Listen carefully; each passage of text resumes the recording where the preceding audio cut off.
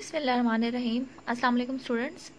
Today we will revise question number 4 of chapter number 3, and it is about on Ibn Rushd and its field of study. So question number 4 is written on write a note on Ibn Rushd and his field of study.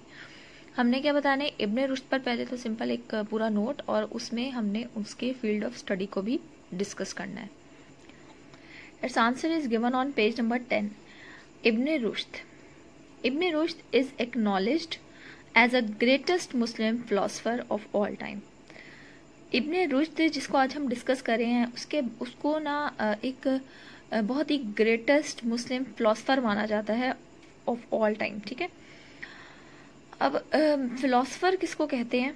Acknowledged कहते हैं, माना जाना. ठीक है, यानी जो है एक मुस्लिम फिलोसफर के तौर पे वो जाना जाता है. अब फिलोसफर किसको कहते हैं? लास्ट टाइम भी मैंने आपको बताया था. फिलोसफर कहते हैं एक ऐसा शख्स, ऐसा इंसान जो मल्टीपल सब्जेक्ट स्टडी करता हो. ठीक है, यानी किसी एक सब्जेक्ट की तरफ उसका जो स्टडी है वो किसी एक की तरफ ना हो, वो मल्टीपल सब्जेक्ट पे उस पर कमांड रखता हो. ठीक है, उसको कहते हैं फिलोसफर. और फिर है his family served as qazis and imam of the grand mosque of Cordoba in Spain. अच्छा, ये हमने क्वेश्चन हमने देखा था चैप्टर 1 में, जो अब्दुल रहमान का क्वेश्चन था उसमें हमने ये डिस्कस किया था, grand mosque of Cordoba in Spain. ठीक है, तो इसकी जो फैमिली थी वो स्पेन में जो ग्रैंड मॉस्क ऑफ कॉर्डोबा थी, कॉर्डोबा जो है वो एक स्पेन में एक शहर है. ठीक है, उसका पार्ट है स्पेन का और उसके अंदर है ये मस्जिद. ठीक है, कॉर्डोबा के अंदर. ठीक है, ग्रैंड मॉस्क. कॉर्डोबा की जो मस्जिद थी वहाँ पे इसके जो पेरेंट्स थे, यानी इसके जो बाप दादा थे, वहाँ पे ये काजी और इमाम के फराइज सर अंजाम दे रहे थे. Ibn Rushd learn study law, literature, philosophy, medicine, fiqh, Islamic laws. अब क्या है कि इब्न रुश्द ने क्या किया था? स्टडी की थी किसमें? लॉ में, लिटरेचर. अब लिटरेचर क्या है? लास्ट टाइम भी मैंने आपको लिटरेचर का बताया था कि लिटरेचर होती है कि जिसमें हम कोई भी ऐसा रिटन वर्क, ठीक है, कोई भी रिटन वर्क, और वो जो रिटन वर्क है वो एक इतनी अच्छे और ख़ूबसूरत अल्फाज में लिखा जाए, और उसमें जो आता है लिटरेचर में आ जाती है एक तो लैंग्वेज आ जाती है.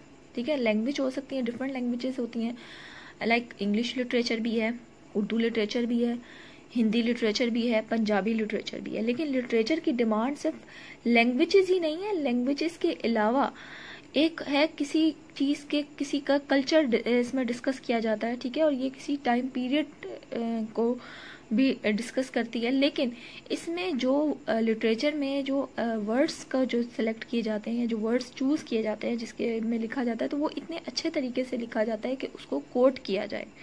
ठीक है, उसको हम बोलते हैं लिटरेचर.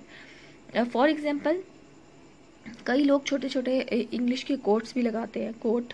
ठीक है, किसी की कही एक बात बड़े अच्छे अल्फाज में उर्दू में भी लगाते हैं. इसी तरह पंजाबी में भी कहीं, जैसे बाबा बुल्ले शाह है, ये इनके हम जो है कोट्स हम लगाते हैं कॉपी करके उसके ट्रांसलेशन के तौर पे, या यानी जो बहुत जिनको अच्छा समझा जाता है. ठीक है, तो हम उसको बोलते हैं लिटरेचर, जिसमें वर्ड्स जो है बड़े खूबसूरती से किसी चीज़ को लिखा जाए और उसमें किसी लैंग्वेज के अलावा उसमें कल्चर को भी डिस्कस किया जाता है, तो इसको बोलते हैं लिटरेचर. और फिलॉसफी क्या है कि जिसमें मल्टीपल सब्जेक्ट्स आ जाते हैं, यानी किसी, जैसे मैंने आपको फिलोसफर का जैसे बताया है कि जो ऐसा इंसान जो मल्टीपल सब्जेक्ट्स में कमांड रखता है. और फिलोसफी जो है, फिलोसफी का वर्ड जो निकला है, इसके ज़रा मीनिंग में जो बनता है वो सिर्फ ये इतना बनता है कि इसको कहते हैं इल्म से मोहब्बत. ठीक है, यानी आप कह लो कि जो बहुत ज़्यादा स्टडी करना. तो उस टाइम पीरियड में जो लोग थे वो बहुत ज़्यादा जो थे वो इल्म को बहुत तवज्जो देते थे, बहुत इसको कह लो इम्पोर्टेंस दी जाती थी. तो अब है मेडिसिन. फिक्का. फिक्का क्या है? इस्लामिक लॉज एंड अहादीस, tradition of the holy prophet peace be upon him, from the best scholar in Muslim Spain. अच्छा, इसने जो था ये तमाम जो तालीम थी, इन तमाम जो इसके फील्ड ऑफ स्टडीज़ बताए हुए हैं, वो सब उसने स्टडी जो की थी ये कहाँ पे की थी, स्पेन में, फ्रॉम द बेस्ट स्कॉलर्स। ठीक है। अच्छा, एक और चीज़ मैं आपको बताती जाऊँ कि इब्ने रुश्द जो था वो कॉर्डोबा में ही उसकी पैदाइश हुई थी, जो कि स्पेन में है। ठीक है, तो इसने वहीं से अपनी तालीम का सिलसिला स्टार्ट किया था। He wrote books on law, अब उसने जो बुक्स भी कुछ लिखी लॉ पे, फिलोसफी पे, थियोलॉजी, थियोलॉजी होता है जो हमारी जो दीन से रिलेटेड बात है वो जिसमें, ठीक है, ग्रामर पे, एस्ट्रोनॉमी पे, एस्ट्रोनॉमी क्या है, स्पेस से रिलेटेड इंफॉर्मेशन, एंड मेडिसिन। तो ये तमाम जो थी इसने इस टॉपिक, इन चीज़ों से रिलेटेड जो थे ये जो सब्जेक्ट्स बताए हुए हैं इन पे बुक्स लिखी थी। इब्ने Rushd was a versatile genius. इब्ने रुश्द था वो बहुत एक वर्सटाइल किसको कहते हैं, जो मल्टी टैलेंटेड का मालिक हो। ठीक है, मल्टी टैलेंटेड हो। इब्ने रुश्द तो था वो एक वर्सटाइल इंसान था, वर्सटाइल बहुत बड़ी जीनियस किस्म का इंसान था। ये इतना जीनियस था कि इसके जो इसके बहुत ज़्यादा जो इसके डिफरेंट सब्जेक्ट्स थे, या जो इसके डिफरेंट सब्जेक्ट्स थे जो इसने लिखे थे, तो उनको जो था उनका बहुत बड़ा गहरा असर पड़ा था किस पर, ईस्टर्न और वेस्टर्न दोनों स्कॉलर्स पे। ठीक है, यानी इसने ईस्टर्न और वेस्टर्न स्कॉलर्स की जो सोच थी वो बहुत मतलब तब्दील की थी। ये कह लो कि उन्होंने जो ईस्टर्न और वेस्टर्न स्कॉलर्स ने जो बाद में इल्म हासिल किया, जो भी उन्होंने नॉलेज गेन किया, वो इब्ने रुश्द की बेस पर किया। ठीक है, उसके जो मैनी डिसिप्लिन और डिफरेंट उसके सब्जेक्ट्स थे। तो यानी जो इब्ने रुश्द था वो एक बड़ा बासलाहियत और एक वर्सटाइल इंसान था। अच्छा, इस क्वेश्चन के आंसर में आपने इब्ने रुश्द की हेडिंग देनी है और ये कंप्लीट पैराग्राफ है ऑलमोस्ट अ सेंचुरी तक। अच्छा, इब्ने रुश्द की हेडिंग देने के बाद जब आप स्टार्ट करोगे तो आपने वहाँ पे इब्ने रुश्द अगेन लिखना होगा। ठीक है, Ibn Rushd is acknowledged as a greatest Muslim philosopher से लेकर सेंचुरी तक। तो ये हमारा 4 क्वेश्चन का आंसर है। अब हम अपना 5 क्वेश्चन देखते हैं। Question number 5 is describe Al Khwarizmi's achievement. Al Khwarizmi की अचीवमेंट हम डिस्कस करेंगे। Its answer is given on page number 8। Al ख़वारिज़मी,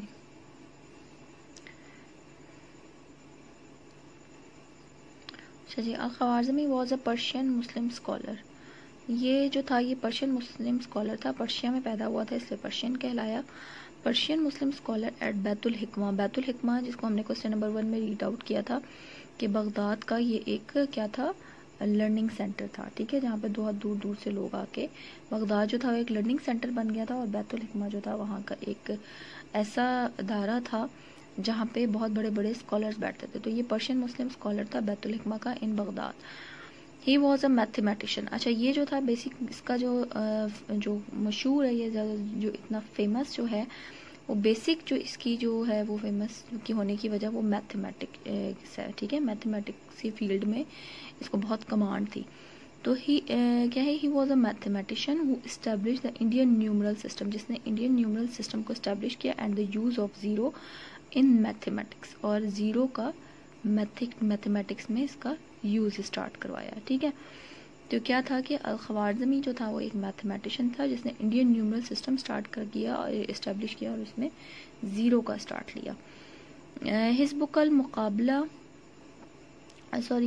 अल मक़ाला फ़ी हिसाब अल जबर वाल मुक़ाबला let the foundation of algebra. अच्छा, इसने जो थी वो अलजबरा की बुनियाद रखी थी। ठीक है, मैथ्स फील्ड में था तो अलजबरा भी मैथ्स की ही फील्ड में आ जाता है। तो इसने जो थी वो अलजबरा की फाउंडेशन यानी अलजबरा की बुनियाद रखी थी, algebra and the system of algorithm, और इसने फिर लॉगरिथम्स, उसने फिर लॉगरिथम का सिस्टम भी स्टार्ट करवाया।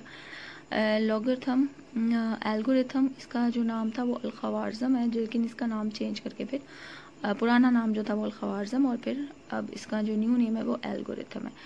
इज़ नेम्ड आफ्टर हिम, उसके नाम पे रखा गया। ठीक है, अल ख़वारिज़म जो था उसके नाम पे रखा गया था क्योंकि इसने लॉगरिथम का जो था सिस्टम स्टार्ट करवाया था। अब लॉगरिथम और एल्गोरिथम क्या है, ये मैथ्स की ही फील्ड में, और ये आप इंशाल्लाह अपनी 9th क्लास में जाके इस टॉपिक को डिस्कस करोगे और इसको सॉल्व भी करोगे। तो ये एक पूरा अलजबरा जैसे है, इसी तरह लॉगरिथम जो है वो भी उसकी मैथ्स की ही एक अलग फील्ड है, ठीक है, जो जिसको फाउंडेशन किसने रखी थी, अल-ख़वारज़मी ने। ही was also a geographer and astronomer, and geographer भी था और एक एस्ट्रोनमर भी था, and authored a book on geography. फिर उसने जियोग्राफी पे एक बुक भी लिखी थी जिसका टाइटल था किताब सूरतुल अर्ज़, the image of the earth, ठीक है। ये बुक उसने किसका, इसका ऑथर कौन था, अल-ख़वारज़मी। क्या नाम था बुक का, the image of the earth, जो इसका ये इंग्लिश में नेम बताया हुआ है, और जो उसका टाइटल जो था वो था किताब सूरतुल अर्ज़। अच्छा, अल-ख़वारज़मी की क्योंकि ज़्यादातर अचीवमेंट जो थी हैं वो मैथ्स की फील्ड में ज़्यादा हैं, ठीक है। इसके अलावा वो क्या था, एस्ट्रोनमर और जियोग्राफर भी था। A crater on the far side of the moon is named after him. Crater कहते हैं किसी भी गड्ढे को, ठीक है। चांद पे जो एक गड्ढा था, जो है भी, मतलब बहुत सारे गड्ढे हैं, लेकिन उनमें से जो एक क्रेटर था उसमें उसका नाम, यानी इसकी अचीवमेंट्स को देखते हुए, इतनी अचीवमेंट्स को देखते हुए उसका नाम जो था क्रेटर का वो उसके नाम पे रखा गया। अल-ख़वारज़मी इसका नाम था, एक मून के क्रेटर का। फिर and there is also an international award for mathematics in his name, as mathematics was his forte. क्योंकि जो मैथमेटिक्स थी एक ऐसा सब्जेक्ट था जिसमें इसने बहुत ज़्यादा अचीवमेंट्स की थी, बहुत से ऐसे काम किए थे, तो फिर इंटरनेशनल अवार्ड जो थे मैथ्स में, उसमें इसके नाम पर भी एक अवार्ड का नाम रखा गया, ठीक है। इंटरनेशनल अवार्ड जो कंपटीशंस होते हैं मैथ के, जैसे आप लोग इसमो के कंपटीशन में पार्टिसिपेट करते हो, इसी तरह इंटरनेशनल अवार्ड, जब इंटरनेशनल अवार्ड थे मैथ्स के से रिलेटेड, उसमें KIA के नाम से, ठीक है, ख़वारज़मी इंटरनेशनल अवार्ड, तो उस अवार्ड का क्या, KIA short form, Khwarizmi international award के नाम पे, यानी उसके नाम पे अवार्ड रखा गया, ठीक है। इसी तरह क्रेटर का जो नाम था वो भी अल-ख़वारज़मी के नाम पर रखा गया, ठीक है। ये हमारा है क्वेश्चन नंबर 5। जी, इस क्वेश्चन के आंसर में आपने पहले हेडिंग देनी है अल-ख़वारज़मी, ठीक है। उस पर नेक्स्ट लाइन से स्टार्ट करना है। Al Khwarizmi was a Persian Muslim scholar से लेकर थर्ड लाइन पे use of zero in mathematics, ठीक है, यहाँ तक।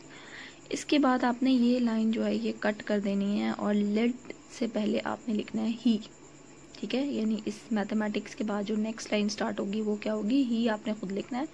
ही laid the foundation of algebra and the system of logarithms, ठीक है। ये एक लाइन आप ऐड करोगे।